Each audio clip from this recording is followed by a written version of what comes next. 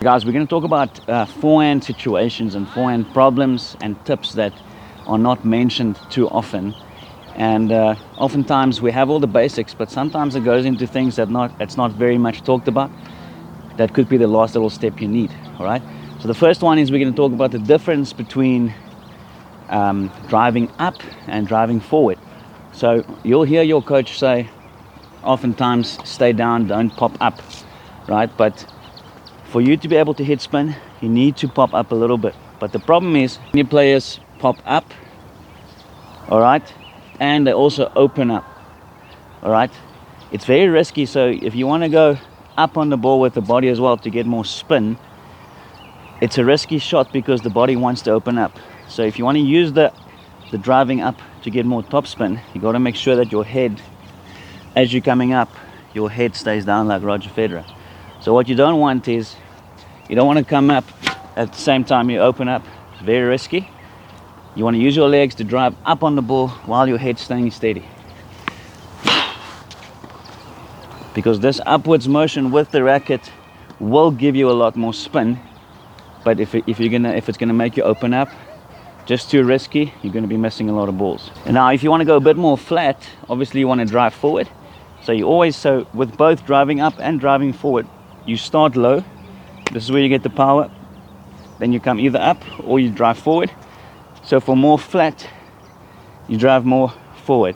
When you drive forward, it's a little bit more solid, less risky, because when you go forward, it's very hard to pull out of the shot. So it will look like this. So you load, drive forward, load, drive forward. Funny bounce there. But as you drive forward, you'll notice the ball going a bit more flat. And this is very good for the down the line shot, especially if you want to shorten the point, take the ball early.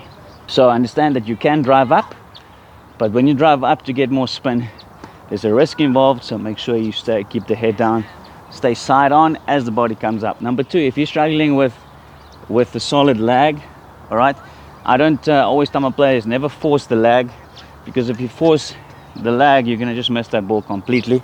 I know this because I tried to force the lag and never worked. But what you can do is, to create a bit of a lag, you can think about the butt cap of your racket. So when you swing, can you have the butt cap face the ball before?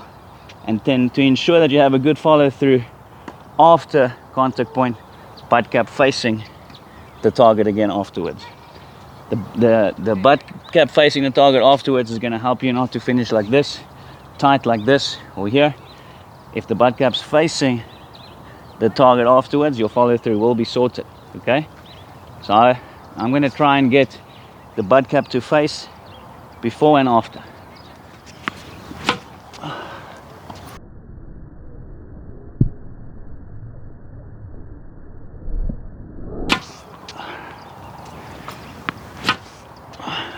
And boom.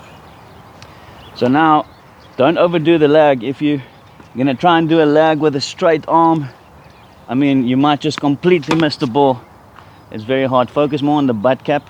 If your arm is a little bit more bent, that just means that your forehand is like that. You don't want to force a straight arm in order to get the lag. All right, now number three, that's also not talked about too much, is keeping your whole swing on the same side of the body. And what do I mean by that is, if I swing forward and I let the racket cross my body on that side, I'm going to swing across the ball, losing out on a lot of power. If you look at all the pros, the whole swing is on the same side of the body. Now, how do you do this? Okay, one way that works really well for me and my players is get your elbow out a little bit, keep the elbow out into the lag, and then swing. All right, when the elbow is out, you can still have your racket go over there, swing, so you still get the lag. But if your elbow is in, it's a lot more common for you to start swinging across. So it will look like this. If you go that way, it's very hard to swing properly. If I go there, nice strong power position. Power position. All right, so power position, so it doesn't have to be too high. Just wherever it feels comfortable, get the elbow out a little bit. Then the whole swing on the same side of the body will make sure that you're hitting through the ball and not around it. So obviously you need a little bit of a round motion, but that's going to come from the lag. You don't need to go around the body. If you have a proper lag, then you will swing from inside to outside. Guys, those things are not talked about too often, but I know for a fact it will help you. Remember, link in the description if you want to work with me personally. I'd love to see you inside. Like, subscribe if you haven't. It's my joy helping you guys.